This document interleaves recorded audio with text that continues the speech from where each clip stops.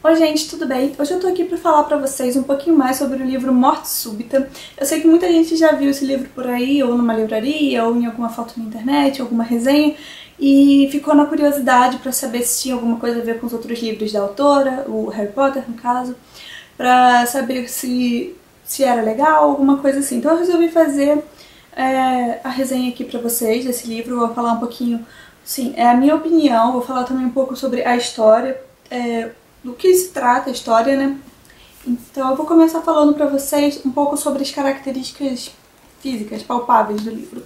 O livro, ele tem a capa com uma textura muito gostosa, que eu não sei descrever pra vocês, mas ela é muito boa de ficar passando a mão.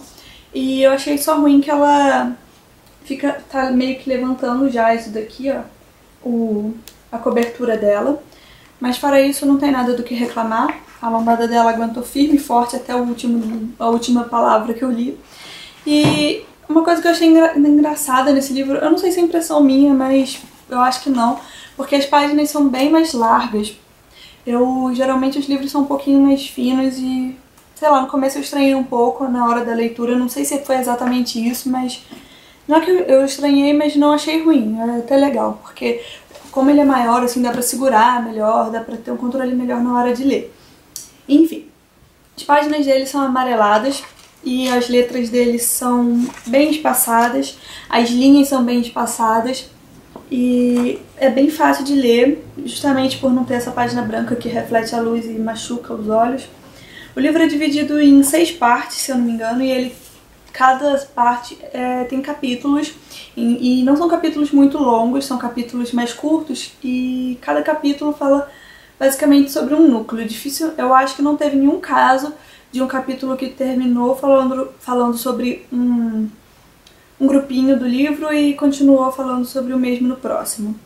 Esse livro, ele foi lançado aqui no Brasil em 2012, a tradução dele para o Brasil foi em 2012, e parece que em dezembro do ano passado eles anunciaram que vai ter também uma série de TV que está prevista para 2014.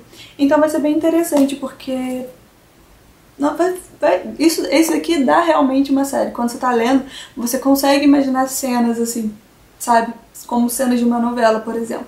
O que eu achei bem diferente também nesse livro é que não é como a maioria dos livros que a gente vê por aí, que a gente tem um personagem principal e alguns outros personagens que cercam esse, que se relacionam diretamente com esse personagem. Nesse livro a gente tem vários grupinhos de personagens, vários núcleozinhos mesmo, e cada núcleo é formado por uma família, alguma coisa assim, e como a história se passa numa cidade pequena, chamada Pegford, cada núcleo acaba se relacionando direta ou indiretamente com algum outro.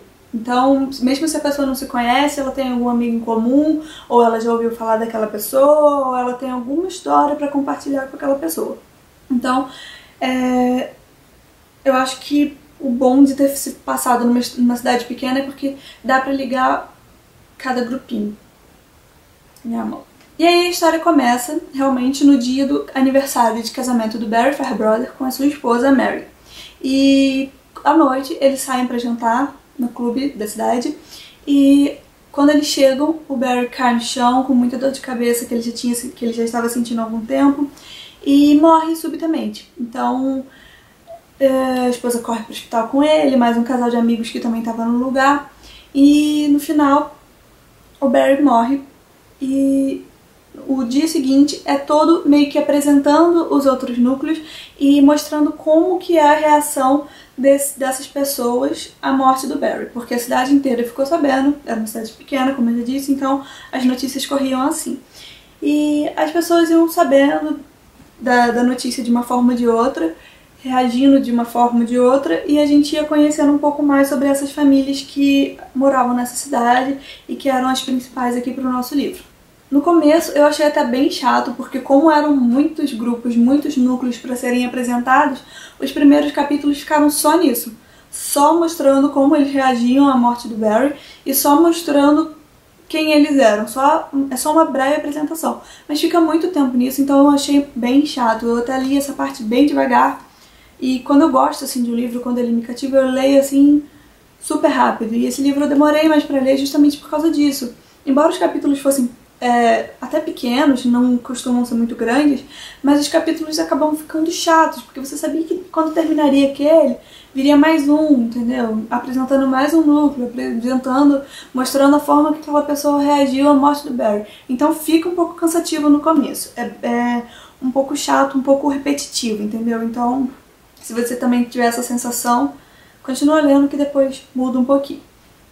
E quando o Barry morre, as pessoas começam a notar, começam a se tocar de que elas vão ter que abrir uma eleição, uma vacância, como eles chamam aqui no livro, por isso que o nome do livro em inglês é The Casual Vacancy.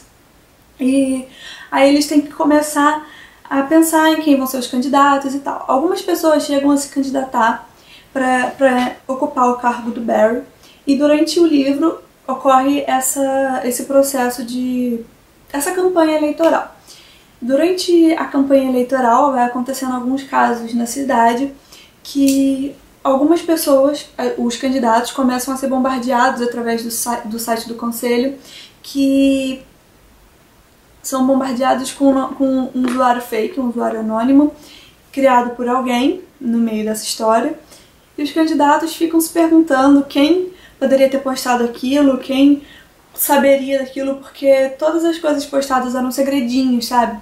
Segredinhos guardados a 7 chaves que ninguém mais sabia, ou pouquíssimas pessoas sabiam. Então, tipo, quem tinha sido alvo daquela mensagem anônima no site não ficava assim se perguntando, cara, mas quem sabe disso? Quem fez isso? E o nome que eles usavam, porque foi mais de uma pessoa, né, que invadiu o site, eles usavam o nome de O Fantasma de Barry Fairbrother, e o que deixava todo mundo ainda mais curioso, né, porque eles ficavam pensando, nossa, quem teria coragem de fazer uma brincadeira idiota dessa usando o nome de uma pessoa que já morreu?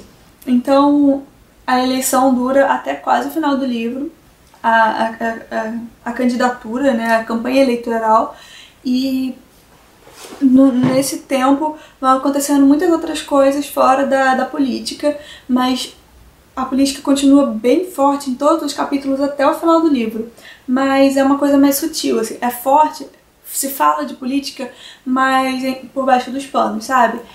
Uma das questões bem fortes durante a campanha eleitoral, durante todo esse processo, é sobre o bairro de Fields, que era um bairro problemático, um bairro mais pobre, e algumas pessoas se dividiam dizendo que Fields devia ficar em Pegford, e outras pessoas se dividiam dizendo que Fields devia ficar em Yarville.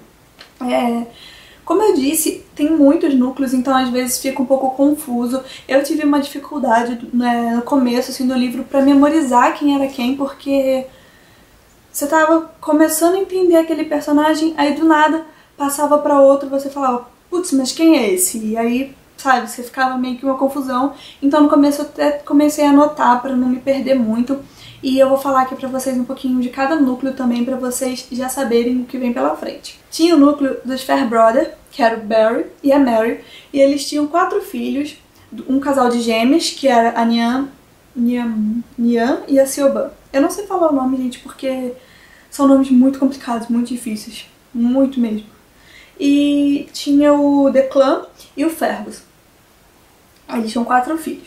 Tinha a Terry Wheadon, que era uma mulher viciada em drogas, ela era prostituta, ela se prostituía para conseguir dinheiro. Ela tinha 2 filhos que moravam com ela, no caso, a Crystal e o Robbie, e a Crystal era vista pela cidade como a problemática, a menina maluca da cidade. Mas ela vivia num ambiente maluco, que era a casa dela, com uma mãe doida, que era a mãe dela, e ela tinha que fazer o que ela podia para conseguir cuidar do irmão, impedir que o irmão fosse levado pela assistência social. Ela era revoltada, mas ela tinha suas razões.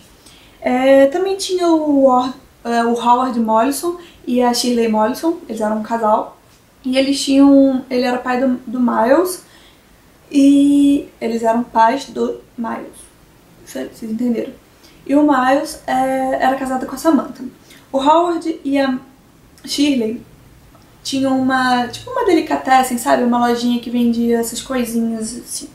A Shirley, ela tomava conta, ela era administradora do site do Conselho Distrital, então quando começaram a surgir essas denúncias, essas mensagens anônimas no site, ela que ficava lá recebendo ligação para tirar as mensagens do ar. E nessa delicatessen, nessa lojinha deles, eles tinham uma sócia, que era a Maureen, e a Shirley também não gostava muito dela, elas ficavam meio que competindo assim pra saber quem tinha razão. Deixa eu ver. O Miles, que era casado com a Samantha, o Miles era filho desse outro núcleo que eu já falei, desse casal que eu já falei, e ele era casado com a Samantha e junto eles tinham duas filhas, que era a Lexi e a Libby. Só que elas estudavam em outra escola, então elas não ficam muito presentes assim no geral. Elas estudavam numa escola mais separada, então elas não ficam tão fortes na história. Tinha o Colin Wall e a Tessa Wall, e eles eram pais do Stuart, que era o Bola, que ele era um adolescente bem popular na escola, e o pai dele era vice-diretor e a mãe dele era conselheira da escola. E então, tipo, ele tava ali na escola com os pais vigiando, mas mesmo assim ele conseguia ser popular, ele conseguia manter aquela superioridade, respondia os pais na frente de todo mundo e se achava o máximo. E ele tinha um melhor amigo, que era o Andrew, que o apelido dele era Arf, e o Stuart, ele era filho adotivo. E o Colin, ele sofria de transtorno obsessivo compulsivo, então às vezes ele tinha uns ataques meio estranhos. Enfim, o Andrew era filho do Simon e da Ruth. O Simon era um pai totalmente agressivo, que ele não gostou de alguma coisa, ele metia porrada mesmo nos filhos e não tava nem aí. Ele tinha dois filhos, o Andrew e o Paul, e quando ele tava revoltado, lá com raiva, ele chamava o Paul de Paulinha, não sei o que, coisas assim. E o Andrew, como ele não podia revidar tanto assim, sabe, ele revidava mentalmente, então o pai dele brigava com ele, batia nele, qualquer coisa, ele ficava xingando o pai pela cabeça, sempre tinha aquela resposta super rápida pra mandar na cara do pai, só que ele falava mentalmente pra não apanhar mais ainda. Tinha também a família dos Jawanda, não sei como é que fala, e eles tinham 3 filhos, que eu não sei falar o nome dessa gente, ó, Jaswant, Rajpal e Surkinder, não sei. Só sei que essa última que eu tentei falar, ela é a que tem mais destaque assim, entre os 3 filhos, os outros não aparecem com tanta frequência. E ela é uma adolescente comum, que é feia, é tímida, ela sofre de dislexia, então ela tem dificuldade de aprender. Na escola ela é super zoada, todo mundo enche o saco dela, inclusive o Bola, o Stuart. E em casa a mãe dela não ajuda, e o pai também, eles ficam meio que zoando, comparando ela com os irmãos que são mais bem-sucedidos, e ela tem uma série de problemas psicológicos por causa disso. E tinha também a Kay Baldwin e a Gaia. A Kay era a mãe da Gaia, e a Gaia era revoltada também porque a mãe dela simplesmente mudou de Londres para essa cidade mínima, que era Pegford, simplesmente porque ela começou a namorar um cara, e o cara nem ligava tanto assim pra ela, que era o Gavin Hughes. E o Gavin queria nem saber dela, sabe? Tipo, ficava meio que com vergonha de apresentar ela, não saía muito com ela, e eles brigavam muito. E a Gaia ali se sentindo perdida naquela cidade. O Andrew, que era o filho do Simon, amigo do Bola, ele era apaixonado pela Gaia, ele via aquela menina, ele queria fazer de tudo pra conseguir falar com ela, pra conseguir se aproximar dela. E depois eles até ficaram amigos. E nisso a história vai se entrelaçando. Você pode ver que um personagem, sabe, vai se juntando a uma história e tal. Vai ficando tudo mais ou menos a mesma coisa. Eu achei o livro bem confuso por ter tantos personagens, mas eu acho que depois de um tempo, assim, você começa a se acostumar e você começa a lembrar. Às vezes, mesmo depois de um tempo, falava o nome de um personagem, eu falava, calma aí, qual que é esse? Aí eu esforçava um pouquinho, lembrava e conseguia voltar pra história. Mas, assim, ainda mais porque são nomes bem difíceis, sabe? Alguns nomes, sabe, são nomes diferentes, então a gente não consegue lembrar e associar diretamente o nome à pessoa que ela descreve. Mas é um texto muito bem escrito, super detalhista, daquele jeito que ela escreve mesmo, que a JK escreve mesmo, e a gente consegue imaginar cada pessoa, sabe? Ela descreve como é a pessoa, a personalidade, e eu gosto muito dessa descrição narrativa, dessa narrativa descritiva, assim, sabe? Que a gente tem bastante detalhe e tal. Então, gente, eu já falei pra caramba, não tenho mais muito o que falar. Na verdade, eu tenho bastante o que falar, mas eu não posso falar tanto, porque senão eu acabo contando aspectos que não deveria ter contado. E talvez você ainda vá ler esse livro, então eu não posso estragar a surpresa. Se você ainda ficou com alguma dúvida, você me pergunta, que eu vou tentar te responder da forma mais clara possível. E eu espero que vocês tenham gostado. Se vocês tiverem alguma sugestão assim para os próximos livros para fazer sobre isso, é só me falar. E se você também gravou alguma resenha ou algum comentário sobre esse livro, você pode deixar também aqui embaixo como vídeo resposta para eu poder ver, porque eu gosto muito de saber a opinião das outras pessoas, principalmente assim com coisa de livros, sabe, para saber se elas interpretaram da mesma forma que eu. E falei muito rápido, então me perdoem se vocês não entenderem nada do que eu falei. Calma, Thaís. Tô nervosa hoje, tô falando muito rápido. Porque eu não tô acostumada a fazer resenha de livro. Eu só fiz uma aqui no canal e fazia bastante tempo que eu não fazia, mas com o tempo eu vou melhorando, tá? Prometo. Então, gente, por hoje é só. Um beijão e até o próximo vídeo. Tchau!